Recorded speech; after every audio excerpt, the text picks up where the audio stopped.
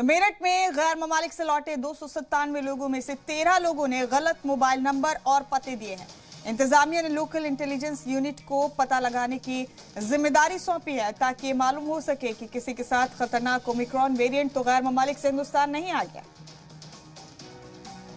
वह दिल्ली के एलएनजेपी अस्पताल में ओमिक्रॉन मुस्बत होने के शक में अब तक 15 मरीजों को दाखिल किया गया है। इनमें से 9 के कोरोना मुस्बत होने की तस्दीक की गई है। जीनोम सीक्वेंसिंग के लिए सैंपल भेजे गए।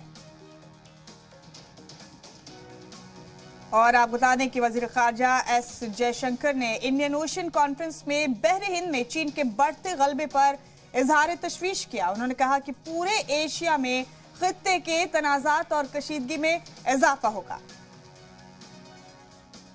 और एक और बड़ी खबर यह है कि उत्तराखंड के पिथौरागढ़ में आज सुबह मौसम की पहली बर्फबारी हुई। कई इलाकों में बर्फबारी की वजह से सड़क बंद हो गई। और पांचवी बड़ी खबर आज की यह है कि BWF world tour finals tournament के फाइनल में पहुंच गई हैं पीवी सिंधु। सेमीफाइनल में जापान की यामागुची को 21-15, 15-21, 21-19 से उन्होंने शिकस्त दी और फाइनल में सिंधु का सामना जनूबी कोरिया की एन सेयोंग से होगा।